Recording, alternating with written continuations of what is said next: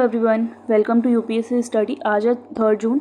तो आज का हम इंडियन एक्सप्रेस कवर करते हैं। तो सबसे फर्स्ट की यार जो ये पहले से न्यूज़ चल रही है वही अभी कंटिन्यू है कि जो हमारा जो वो केस था पॉक्सो वाला वो स्टिल अभी डिस्प्यूटेड है और अभी काफ़ी लोग आ गए हैं उसका फिर से विटनेस बनने। तो ठीक है, ये अब क्या जब इसका फाइनल कुछ आएगा तब हम इसको और अच्छे से डिटेल में पढ़ेंगे। अभी ये बिट बाय बिट हमें पढ़ने की इसको नीड नहीं है। और एक बहुत मेजर एक एक्सीडेंट हुआ है अभी रिसेंटली। तो एक ट्रेन थी जो कि बेंगलोर से जो आ रही थी हावड़ा की तरफ, और एक है यहाँ वेस्ट बंगाल से जा रही थी चेन्नई की तरफ। तो ये जो चेन्नई की तरफ जो ट्रेन जा रही थी इसकी पलटी हो गई है इसके ऊपर। तो इसकी वजह से एक बहुत मेजर एक एक्सीडेंट हो गया है। तो इसमें जो है 50 लोगों की तो मृत्यु हो गई है और 400 लोग जो है इंजर्ड हो गए हैं। तो काफ़ी एक ये बहुत मेजर एक एक्सीडेंट अभी हमें देखने को मिला है। ठीक है, फिर नेक्स्ट हम चलते हैं। तो ये अभी जो एक्सीडेंट देखने को हमें मिला है तो इसके अंदर जो जैसे हमें देखा कि चेन्नई जा रही थी एक ट्रेन और एक बेंगलोर से आ रही थी। तो जो बेंगलोर तो ये दोनों जो गवर्नमेंट ऑफिशियल्स हैं इन दोनों सिटीज़ के बोल सकते हैं या दोनों स्टेट के जो ऑफिशियल्स हैं वो काफ़ी इन्वॉल्व हो रहे हैं कि कैसे इनको रेस्क्यू और कैसे इनके साथ कोऑर्डिनेट किया जा सके। और क्योंकि ये जो इंसिडेंट हुआ है ये उड़ीसा के अंदर हुआ है, तो उड़ीसा अथॉरिटीज़ के साथ ये लोग कोऑर्डिनेट कर रहे हैं। ठीक है, आगे हम चलते हैं। और एक जो यहाँ पे हमें एक छोटी सी न्यूज़ हमें देखने को मिल रही है। तो ये एक न्यूज़ ये है कि जो हेल्थ सिस्टम है वो बनाने की कोशिश कर रही है। तो इसके अंदर राजस्थान सरकार हो गई और एक नेशनल हेल्थ अथॉरिटी हो गई, ये सब मिलकर जो प्रधानमंत्री जन आरोग्य योजना है उसको इम्प्लीमेंट करने की कोशिश कर रहे हैं। जहाँ पे बहुत एक ऐसा प्रोग्राम है जहाँ पे रिसर्चर्स मिलकर और जो भी प्रोफेशनल्स है वो मिलकर एक स्ट्रक्चर लेकर आएंगे जिससे एक हमारा जो हेल्थ सिस्टम है उसको इम्प्रूव किया जा सके। ठीक है, तो इसके बाद में हम आगे चलते हैं, नेक्स्ट हमारी न्यूज़ देखते हैं। तो नेक्स्ट हमारी न्यूज़ वही है कि मणिपुर वाला जो इंसर्जेंसी वहाँ पे चल रही है।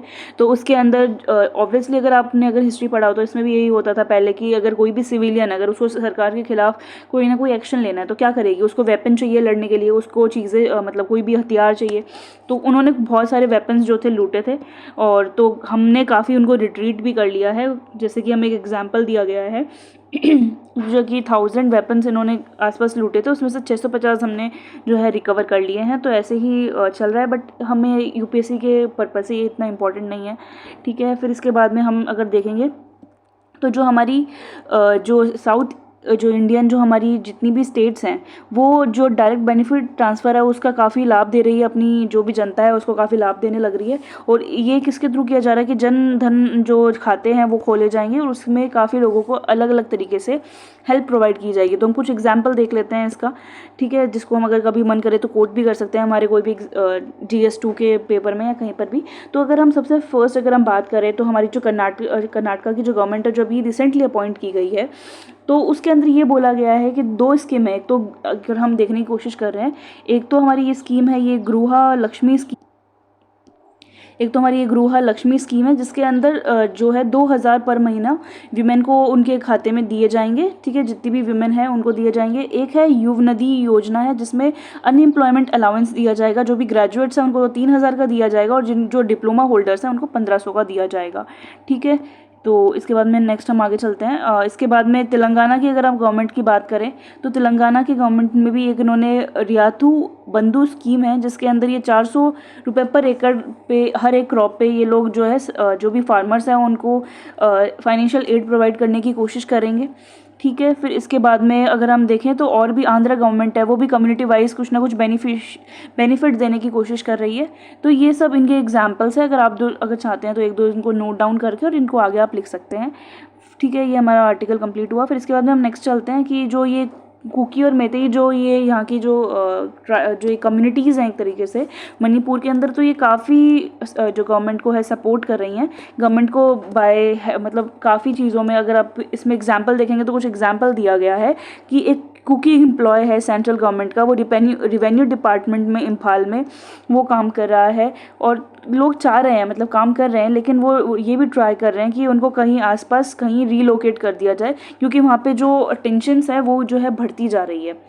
ठीक है, तो इसमें ये लिख रहा है कि वो चाह रहे हैं कि I want to be transferred, कि भाई यहाँ पे जिस तरह से यहाँ पे जो माहौल देखा जा रहा है उस वजह से हमें आप चाहें तो हम यहाँ पे काम कर रहे हैं, बट आप हमें थोड़ा सा ट्रांसफ़र दे दे तो अच्छा रहेगा। फिर इसके बाद में हमारा एक नेक्स्ट आर्टिकल है जिसमें सेडिशन लॉ के बारे में बात की जा रही है। तो सेडिशन क्या होता है, एक तरह से वो होता है कि जैसे मान लो मैं हूँ और एक पब्लिक स्पीकिंग कर रही हूँ, तो मैं किसी को कुछ भड़काने की कोशिश कर रही हूँ, तो ये होता है सेडिशन चार्जेस। तो ऐसे सेडिशन चार्जेस लगते हैं। तो पहले क्या हो रहा था, तो अभी पैनल बना है, लॉ पैनल, तो वो ये चाह रही है कि जो हमारी जो जेल टर्म है ना वो 7 साल हो जाए। तो अगर हम पहले देखेंगे तो पहले का क्या है, पहले जो अगर हम पहले अगर देखने की कोशिश करेंगे तो पहले जो है 3 साल और या लाइफ इम्प्रिजमेंट होती थी इसकी सज़ा। लेकिन अब ये जो पैनल है, जो हमारी 279 जो हमारी लॉ कमीशन है, उसका ये रिकमेंडेशन आया है कि भाई आप जो ये इसका जो इसकी सज़ा है सेडिशन लॉ की, इसकी आप बढ़ा के 7 साल इसको कर दीजिए, चाहे 3 साल को हटा के 7 साल कर दीजिए। तो ये इसमें बोला गया है। ठीक है, तो नेक्स्ट हम आर्टिकल पे चलते हैं। इसके अंदर अभी एक गर्ल है जो कि जर्मनी गवर्नमेंट के अंडर है, तो उसको क्या मिल रही है, इस गर्ल को फॉस्टर केयर मिल रही है। तो हमें ना ये जानना ज़रूरी है कि व्हाट इज़ फॉस्टर केयर। तो फॉस्टर केयर कुछ नहीं होता। अगर मान लो कोई बच्चा है, उसके मॉम डैड नहीं है, या उसको कुछ उसकी केयर करनी है, तो गवर्नमेंट क्या करती है, ऐसे सेंटर्स खोलती है जहाँ पे उन बच्चों की केयर की जाती है। That is a foster care. तो ये जो बच्ची है, तो ऐसा बोला जा रहा है कि इसको उनके मॉम डैड ने काफ़ी इनको अलग कर दिया था, तो फिर जर्मनी में ही ये अलग हुए हैं। तो जर्मनी जो गवर्नमेंट है इसको फॉस्टर केयर दे रही है। बट रिसेंटली जो हमारे महाराष्ट्र के जो लीडर हैं, जो भी सीएम हैं, उन्होंने बोला है, जो भी हमारे जो फॉरेन मिनिस्टर है जयशंकर सर जी, उनको बोला है कि आप ना जर्मनी से बात कीजिए और इस बच्ची को यहाँ पे आप इंडिया में लेकर आइए और इसको यहीं पर ही केयर दीजिए। तो ये बात की गई है। तो फॉस्टर केयर को आपको समझने की ज़रूरत है, और इतना आपको ये एग्जाम्पल याद रखने की ज़रूरत है नहीं। फिर हमारे एडिटोरियल्स आ जाते हैं। तो एडिटोरियल्स में इसमें अंदर बहुत तरीके से जीडीपी ग्रोथ को लेकर, फिर हमारी डेवलपमेंट को लेकर, फिर जो हमारे जो 2008 में फाइनेंशियल क्राइसिस आई थी उसको लेकर, वो क्लाइमेट चेंज को लेकर, सबको इंटरलिंक करके इन्होंने आर्टिकल लिखा है। तो इस आर्टिकल में इन्होंने क्या बोला है कि अगर आज का हम टाइम देखें, तो जब कोविड-19 था, तो कोविड-19 के टाइम पे क्या होता था कि जितना भी हमारी एकदम जो भी इकोनॉमिक एक्टिविटीज़ थी सब रुक चुकी थी। सब कुछ था, ना मैन्युफैक्चरिंग हो रही थी, ना कुछ, एकदम से रुक गई थी। तो उस वक्त हमें एकदम बिल्कुल भी हमारा प्रोग्रेस नहीं दिख रहा था। लेकिन अब जब से जो हमारा लॉकडाउन खुला है, उसके बाद में हमें 8% जो है एवरेज ग्रोथ रेट हमें देखने को मिलती है। But the thing is that कि हमें ग्रोथ रेट तो हमें देखने को मिल रही है, बट जो हमारा जो टारगेट था ना, जो एक हमारा जीडीपी का, कि भाई हमें 2025 तक क्या करना है, 2025 तक हमको $5 ट्रिलियन की इकनॉमी बनना है। तो वो अभी हमें अपना जो सपना है वो देखने का, वो पूरा होने का हमें अभी दिख नहीं रहा है कि ये चैलेंज जो है हम कंप्लीट कर पाएंगे भी नहीं कर पाएंगे। फिर उन्होंने ये बोला है कि जो हमारी इकनॉमी थी, एक तो उन्होंने बताया कि जो हमारी ग्लोबल फाइनेंशियल क्राइसिस थी 2008 की, उससे पहले अगर हम देखेंगे तो काफ़ी अच्छी इकनॉमी ग्रोथ कर रही थी हमारी, जो इंडिया की है या वर्ल्ड की है। एक देखा जा रहा था कि एक बहुत अच्छी 8% के एवरेज पे हम ग्रोथ कर रहे थे। तो ये उस वक्त हमें देखने को मिलती है ये चीज़। फिर इसके बाद में ये बोला जा रहा है कि जो ग्लोबल फाइनेंशियल क्राइसिस जब थी, तो अगर हम देख सकते हैं कि जो 2001 के आसपास अगर हम देखें, तो जो हमारी जो राइजिंग थी, जीडीपी जो राइज हो रही थी, वो 5.5% के हिसाब से राइज हो रही थी। फिर और 2007 और 8 के पास अगर हम देखें, जब क्राइसिस नहीं आया है, ग्लोबल फाइनेंशियल क्राइसिस नहीं आया है, तो कुछ जाके 14% के आसपास हो गई है। मतलब आप समझ रहे हैं आप कि इतनी ज़्यादा ग्रोथ रेट अपनी बढ़ गई थी उसके बाद में। लेकिन जैसे ही ग्लोबल फाइनेंशियल क्राइसिस आता है, तो हमारी जो ग्रोथ रेट है वो कम हो जाती है। बट स्टिल उसको देखा जाए अगर आज के कंपेयर में और उस टाइम के कंपेयर में, तो अभी जैसे पोस्ट पेंडेमिक के बाद में जो क्राइसिस का जो हमारे जीडीपी का ग्रोथ है, वो स्टिल कम है जब ग्लोबल फाइनेंशियल क्राइसिस आई थी। क्यों इसको इनका जो दर्शाने का मतलब है ये है कि हम ना जो कोविड का जो इफ़ेक्ट है ना जीडीपी पे या कुछ भी इकोनॉमी पे, वो ज़्यादा इफेक्टिव है एज़ कम्पेयर टू 2008 की जो ग्लोबल फाइनेंशियल क्राइसिस थी। ठीक है, तो ये जो है राइटर यहाँ पे बोलने की कोशिश कर रहे हैं। फिर आगे चलते हैं, राइटर और ये बताने की कोशिश कर रहे हैं। फिर इन्होंने राइटर जो है वो ये बात कर रहे हैं फिर राइटर ये बात करने की कोशिश कर रहे हैं कि जब जब ये जो हमने डेवलपमेंट है ये हमने कैसे अचीव करी। तो जैसे कि आपने एक ना चीज़ सुनी होगी, that is crowding of the private investment. इसमें क्या होता है कि गवर्नमेंट जो होती है वो हर चीज़ पर खुद इन्वेस्ट नहीं कर रही है, वो क्या कर रही है, प्राइवेट कंपनीज़ को लेकर आ रही है। तो आज भी ये देखने को हमें मिल रहा है कि जो है ना जो गवर्नमेंट क्या करती है कि हर चीज़ पे खुद इन्वेस्ट नहीं कर रही है। वो चाहती है, जैसे कि आज अगर हम एग्जांपल लें वंदे भारत ट्रेन का, तो ज़रूरी नहीं है कि पूरा वो प्रोजेक्ट गवर्नमेंट ने ही संभाला है, उसके अंदर प्राइवेट भी इन्वॉल्व था और पब्लिक भी इन्वॉल्व थी, पब्लिक सेक्टर भी इन्वॉल्व थे। तो इस तरीके से जो है गवर्नमेंट जो है वो करने की कोशिश कर रही है ये बोलने। और एक चीज़ कॉमनली सब में देखने को मिल रही है कि ये सब जो भी रीज़न है इससे काफ़ी चीज़ों पे फ़र्क पड़ा है और बहुत चीज़ों का जो रीज़न है वो अभी हम देखने को मिल रहा है। जैसे कि डेमोग्राफिक शिफ्ट्स जो हुए थे वो हमें देखने को मिले थे। फिर हमें फॉलिंग प्रोडक्टिविटी देखने को मिल रही है कि जैसे कि पहले एक बंदा जो है, ये कोई भी इंसान है, वो एफिशिएंट है, वो 8 से 9 घंटे एफिशिएंट है, लेकिन एक बोलते हैं ना एक मोनोटोनियस सा पीरियड आता है, फिर उसके बाद में सबकी एफिशिएंसी एकदम, क्योंकि किसी ने 2-3 साल नहीं करा तो एकदम एक जो होता है ना लो फेज हो जाता है, तो उसकी वजह से फॉलिंग लोगों की प्रोडक्टिविटी हो गई है। फिर बाद में पैंडेमिक की वजह से काफ़ी लोगों में इनडेप्थनेस भी हो गई है, कर्जा वगैरह भी काफ़ी चढ़ गया है लोगों के ऊपर। तो ये भी काफ़ी चीज़ें हम, और फिर बाद में ये भी बताने की कोशिश कर रहा है राइटर कि जो पहले जो इन्वेस्टमेंट जो थी चाइना में होती थी, तो चाइना एक तरीके से काफ़ी सुपर पावर दिखने को मिलता है लोगों को। बट इसके बाद में क्या होता है, अगर चाइना में लोग इन्वेस्ट नहीं करेंगे तो कहाँ करेंगे, फिर इंडिया में इन्वेस्ट करेंगे या मैक्सिको में इन्वेस्ट करेंगे या वियतनाम में इन्वेस्टमेंट करेंगे। तो इसकी वजह से जो FDI का फ़ायदा है वो इंडिया और इन जगह पर काफ़ी हमें देखने को मिलता है। ठीक है, तो ये चीज़। फिर ये बताया जा रहा है कि इंडिया के अंदर ज़्यादा FDI आ रही है। फिर FDI आने के बहुत सारे रीज़न और भी बताए हैं यहाँ पे, क्योंकि मेनली जो ऐसे हम देख रहे हैं कि जब पोस्ट पैंडमिक है तो हम इन्वायरमेंट पे काफ़ी फोकस कर रहे हैं। जैसे कि अभी हमारी समिट हुई थी COP27 जो हुई है अभी, जो इजिप्ट के अंदर हुई थी। फिर COP26 ग्लासगो में हुई थी। तो इन सब में काफ़ी भी हमें देखने को मिला है कि इन्वेस्टमेंट पे काफ़ी फोकस किया है कि जिससे क्लाइमेट चेंज जो हो रहा है उस पर भी एक प्रोसीड किया जाए। तो इस तरीके से काफ़ी चीज़ों की वजह से भी जो हमारी इंडिया की GDP है और जो भी है, मतलब एक तरह से हमें ग्रोथ हमें देखने को मिल रही है, काफ़ी एक एफिशिएंट ग्रोथ देखने को मिल रही है। तो वो भी हम देख सकते हैं। तो काफ़ी अगर हम देखेंगे कि क्लाइमेट चेंज की वजह से काफ़ी FDI वगैरह हमारे इंडिया के अंदर आ रही है, और काफ़ी जो इलेक्ट्रिक व्हीकल्स वगैरह बनाना, प्राइवेट सेक्टर जो कंसर्न्ड है, तो इस तरीके से काफ़ी चीज़ें जो है हमारे इंडिया के अंदर ग्रो कर रही है। तो इतना बड़ा आर्टिकल है, इसका सिंपल सा एक क्रक्स है कि जो हमारी GDP है ना, वो जो है वो बढ़ रही है, मतलब that is in a good sense, मतलब पॉजिटिव है। बट वो अभी उतनी स्तर पे नहीं है जितनी वो होनी चाहिए।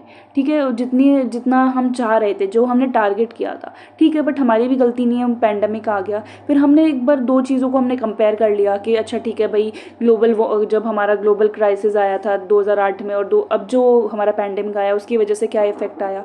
तो हम ग्रो तो कर रहे हैं, ऐसा नहीं है कि हम ग्रो नहीं कर रहे हैं, बट दो ऐसे सेटबैक्स आए जिसकी वजह से काफ़ी हमें प्रॉब्लम झेलने को मिली। फिर बाद में हमने FDI पे बात करी कि FDI जो होती है ना, फिर हमने FDI पे बात करी कि FDI की वजह से क्या हो रहा है कि हमारे देश में निवेश हो रहा है। अगर निवेश होगा तो क्या होगा, हमारी GDP पे फ़र्क पड़ेगा। क्यों, हम उतने ज़्यादा इंफ्रास्ट्रक्चर को हम डेवलप कर पाएंगे, उतनी चीज़ों को हम अपने देश के अंदर ला पाएंगे।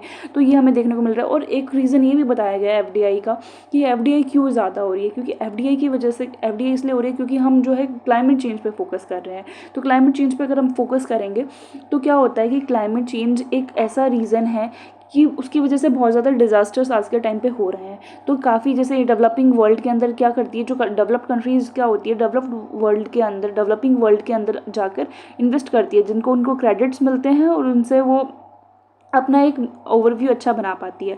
तो यही है कि बस एक प्रॉपर कॉम्प्लेक्स बताया गया है कि GDP जो है वो हम उसको कैसे चीज़ें मोल्ड हो रही है, कैसे GDP जो है हम उसको अचीव कर पाएंगे नहीं कर पाएंगे, तो थोड़ा मुश्किल राइटर को देखने को मिल रहा है। तो ये इसका पूरे पैराग्राफ का क्रक्स है।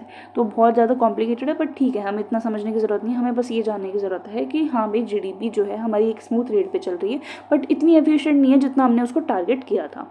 ठीक है, नेक्स्ट हमारे आर्टिकल पे आते हैं। दैट इज़ द, अभी हमने देखा कि नेपाल के जो PM है उन्होंने विजिट किया, और इसमें ये बोला जा रहा है इस आर्टिकल के अंदर कि जो नेपाल है, अब जो नेपाल जो है ना, हमें अपना पहले क्या होता था, नेपाल को हम क्या मानते थे, प्रो चाइना है, लेकिन अब ये थोड़ा सा रिफ्लेक्शन हमें कम देखने को मिल रहा है। क्यों? क्योंकि यहाँ पे जो है सरकार बदल गई है, और जो नए लीडर है हमारे, जो पुष्प कमाल दहाल जो हैं ये, तो ये इनकी आइडियोलॉजी है कि हमें प्रो इंडिया के रूप में हमें इनको देखने को मिलता है हमें इनका।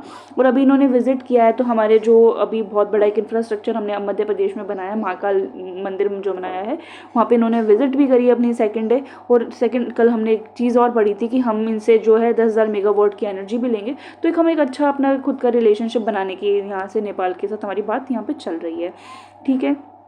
फिर इसके बाद में पीस, अमित शाह, जो मैंने कल भी हमने ये चीज़ हमने डिस्कस करी थी, 3 चीज़ें वहाँ पे बनाई है अमित शाह जी ने, जो कि जिसकी वजह से हम वहाँ पे एक स्टेबिलिटी लाने की कोशिश करेंगे। जैसे कि जुडिशियल पैनल बनाया था, एक पीस कमेटी हमने बनाई थी, और एक इंटर एजेंसी हमने यूनिफाइड कमांड हमने बनाई थी, ठीक है। तो ये नॉर्मल हो गया। वही पॉक्सो के ऊपर एक और आर्टिकल इन्होंने दिया है कि फिर थोड़े बहुत बताए हैं कि रेसलर है वो, उनको ऐसा नहीं करना चाहिए। तो ठीक है यार, बोल बच्चन, ठीक है, क्या मतलब है इतना सब पढ़ने की, लिखना तो एक ही, आर्टिकल तो एक ही आएगा, और एक एग्जांपल हमें मिल ही गया बॉक्सो का। इसके बाद में इस पूरे आर्टिकल को पढ़ना, इट्स नॉट एफिशिएंट अप्रोच, ठीक है। चलो हम आगे चलते हैं। फिर इसके बाद में इंडियन डेमोक्रेसी के बारे में बात की जा रही है, और ये इसलिए की जा रही है क्योंकि एक आरएसएस का इंसान है वो इसको लिख रहा है। तो ठीक है, उनकी एक सोच है कि जो सिंगोल है वो एक बहुत एफिशिएंट चीज़ है। सिंगोल एक हमारी हिस्टोरिकल चीज़ को हमें दर्शाने की कोशिश कर रहा है। अगर हम, इन्होंने सब चीज़ों से कंपेयर कर दिया, इंडस वैली सिविलाइजेशन के साथ इन्होंने कंपेयर कर लिया, इन्होंने सब चीज़ के साथ कंपेयर कर लिया, और बताया गया कि हमारी जो डेमोक्रेसी है वो सुपीरियर है, सिंगोल से हम करेंगे तो हमारी पार्लियामेंट की शान बढ़ेगी, हम पता नहीं क्या क्या, मतलब ठीक है, नॉर्मल चीज़, मतलब सिंगोल पे इन्होंने बहुत बड़ा आर्टिकल छाप दिया है।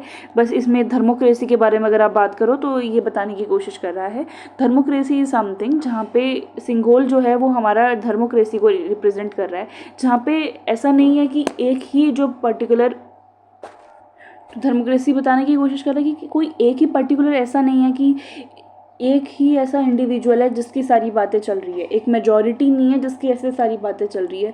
डेमोक्रेसी का मतलब है कि सब लोग इकट्ठे साथ में इकट्ठे होके, जहाँ पे हम जब चल रहे हैं या इकट्ठे होके हम एक दूसरे को दर्शा रहे हैं, तो that is represent the democracy. Dharma is something where everybody is equal.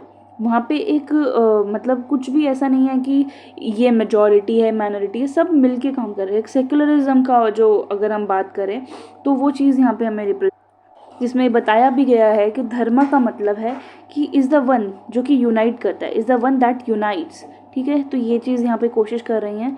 बाकी डेमोक्रेसी का मतलब आप समझ लीजिए, हाँ आ सकता है डेमोक्रेसी का, बाकी इतना सब ठीक है, कोई मतलब नहीं है इस चीज़ का, पॉलिटिकल ज़्यादा है ये चीज़, तो हमें कोई मतलब होना नहीं चाहिए। फिर अब एक बुक के बारे में बात की गई है, और उस बुक के जो राइटर है उनका नाम है प्रतिनव अनिल, और उस बुक का नाम है another India the making of world largest Muslim minority 1947 से 1977। तो अगर आपके पास सोशलॉजी ऑप्शनल है तो आप एक बार इसको रीजनलिज्म में, तो आप इसको लिख सकते हैं इस बुक का नाम। तो इस बुक में मेनली ये बताने की कोशिश कर रहे हैं कि जो हमारे मुस्लिम हैं उन लोगों की हालत जो है मतलब इतनी अच्छी है नहीं, थोड़ा सा मतलब बताने की कोशिश कर रहे हैं कि मुस्लिम्स जो हैं उन्होंने काफ़ी टॉर्चर वगैरह वो सह रहे हैं, लेकिन एक गोल्डन एज था जब नेहरू जी का पीरियड था, तब एक गोल्डन एज था जब हमने मुस्लिम्स को बहुत ज़्यादा बढ़ते हुए हमने देखा। फिर एक कमेटी की रिपोर्ट भी ये लोग बीच में हमें दिखाने की कोशिश करते हैं, that is Sachar committee report, जिसके अंदर ये बताया गया है कि जो इंडियन मुस्लिम है वो विक्टिम्स हैं।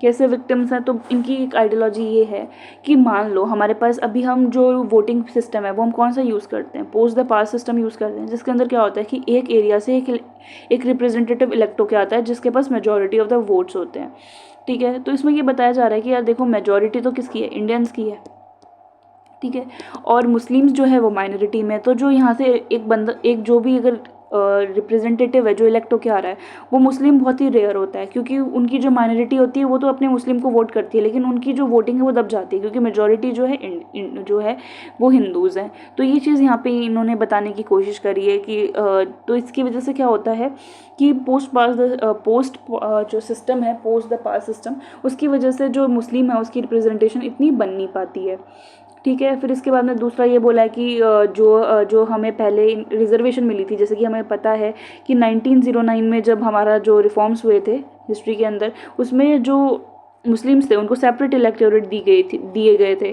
फिर बाद में ये भी बताया गया कि भाई जब मुस्लिम को उसके बाद में जब हमारे कॉन्स्टिट्यूशन खुद का हम बनाते हैं तब हमने उनको नहीं दिया था। तो एक डिस्क्रिमिनेटरी हम उनके साथ अप्रोच रख रहे हैं। तो ये पूरा इस आर्टिकल क्रक्स है। तो ठीक है, मतलब जो भी है थिंकिंग है राइटर की, हम उसमें कुछ कमेंट नहीं करेंगे, बाकी ठीक है। फिर इसके बाद में जो फेक कंटेंट है मीडिया के ऊपर, उसके ऊपर ये आर्टिकल लिखा गया है कि फिर से चेक पॉइंट जो है हमारी मेटी जो हमारी एक मिनिस्ट्री है उसने जो ये है ये चेक पॉइंट्स लगा दिए गए हैं वापस।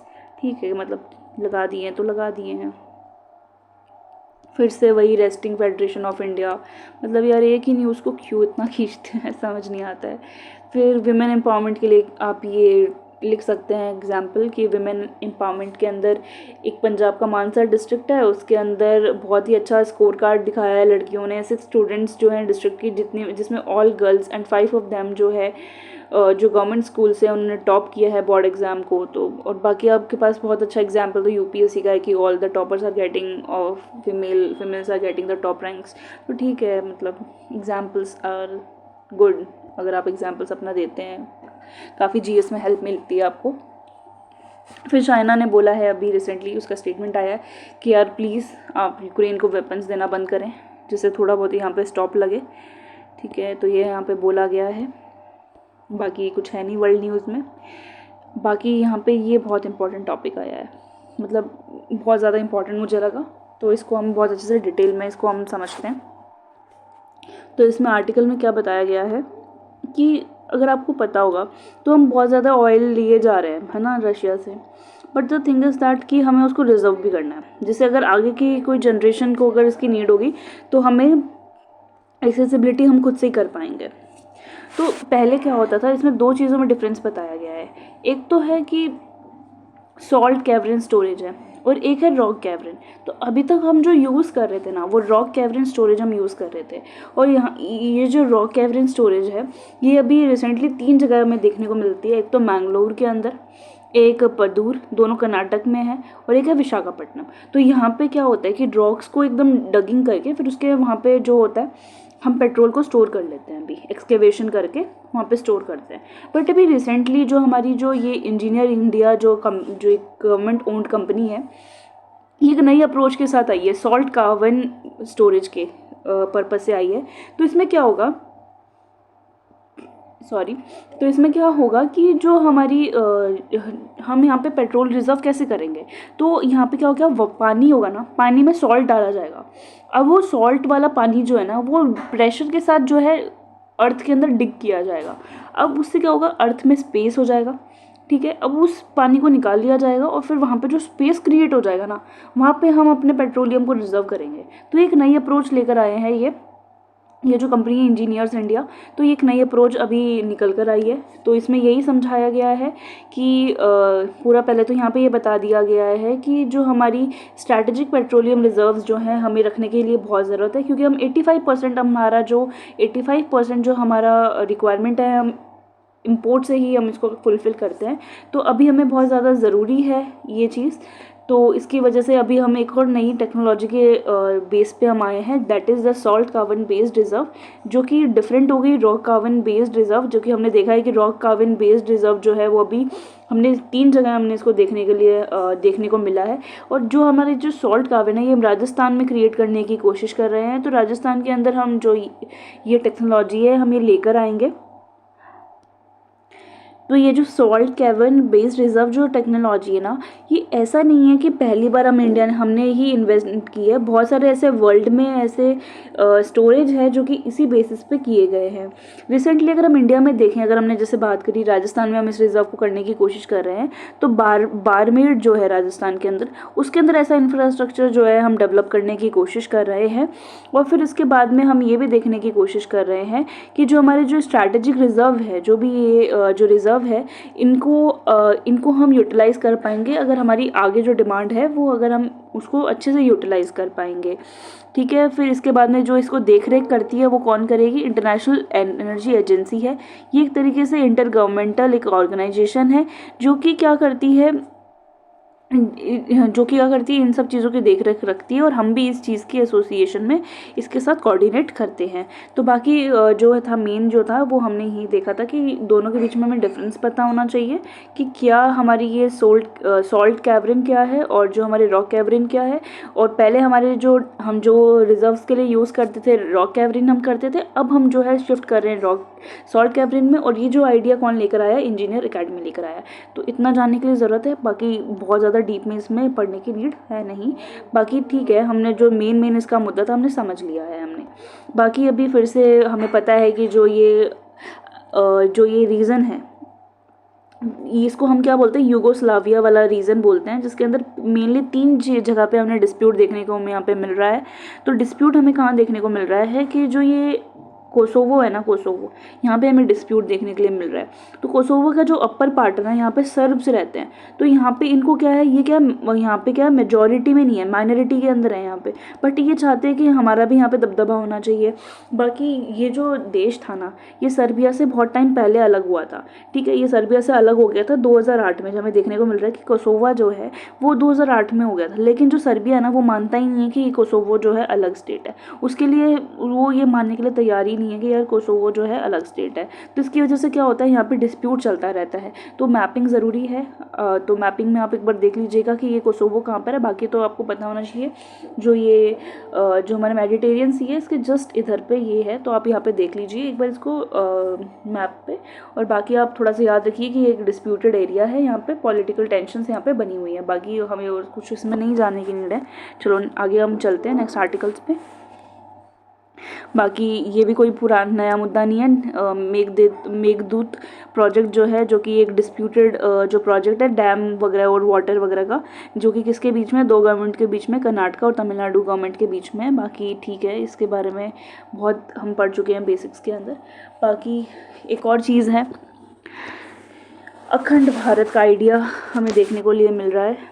तो अखंड भारत का आइडिया क्या है, इसके अंदर क्या होगा, जो हमारी नई पार्लियामेंट है ना, उनमें काफ़ी सारे मुराल्स बनाए गए हैं एंशियंट इंडिया के, जो कि क्या दर्शाएंगे, हमारे अखंड भारत का आइडिया दर्शाएंगे। बस, और कुछ है नहीं इसके अंदर। चलो आगे चलते हैं। अब आरबीआई ने प्रपोज किया पीएसओ नॉर्म्स। पीएसओ नॉर्म्स क्या है, पेमेंट सिस्टम ऑपरेटर्स का नॉर्म्स। अब पेमेंट सिस्टम ऑपरेटर्स का नॉर्म्स ये है कि आप मान लो पेमेंट कर देते हो, आप मान लो फ़ोन पे कर लिया, बट कोई सिक्योरिटी नहीं है। साइबर अटैक्स बहुत होने लग गए हैं, बहुत ज़्यादा इनसिक्योरिटी है इन सब के अंदर।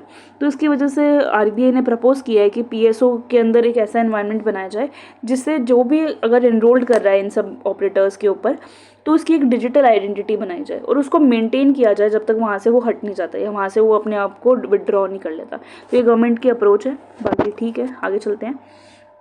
फिर स्ट्रीमर्स के लिए एक नया फिर से टबैको रूल्स आए हैं। टबैको रूल्स ये आए हैं कि जो भी नेटफ्लिक्स है या अमेजन प्राइम है, तो ये जो है हर कुछ कंटेंट नहीं दिखा सकते। तो यहाँ पे हेल्थ मिनिस्ट्री ने इनको बोला है कि भाई अगर आप कोई भी स्मोकिंग कंटेंट आप डाल रहे हो, तो उसको डालने से पहले आपके ऊपर वार्निंग्स लगा दी गई हैं उनके ऊपर। तो अब जो भी प्रोडक्शन होगा उसको काफ़ी जो भी कंटेंट ऐसा है जो कि टबैको वाला, स्मोकिंग वाला, उसके ऊपर रोक टोक लगाई गई है हेल्थ मिनिस्ट्री के द्वारा। तो आज के लिए इतना ही। बाकी हमने सारे टॉपिक्स को कवर कर लिया है। बहुत थोड़ी सी लेंथी वीडियो हो गई है, कोई दिक्कत नहीं है, हमने सारे टॉपिक्स को ऑल तो कवर कर लिया है। ठीक है, अगर आपको ये लेक्चर पसंद आया तो आप कमेंट सेक्शन में बता सकते हैं। बाकी अगर आपने एंड तक इस लेक्चर को देखा है तो thank you so much. Have a nice day.